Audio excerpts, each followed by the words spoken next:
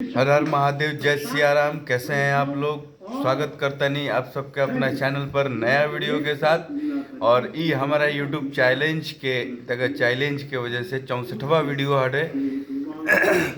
सोचनी है कि एक के लगातार वीडियो में पहले जैसे स्टार्ट के लिए नहीं वैसे बना दे यार। मेहनत कर मतलब एक बार वीडियो बनावे का मतलब सही बताएं मौका नहीं के मिल पाई है। और हम सोचा था नहीं कि करे कि 1 से 1.5 मिनट के अंदर वीडियो बना ले।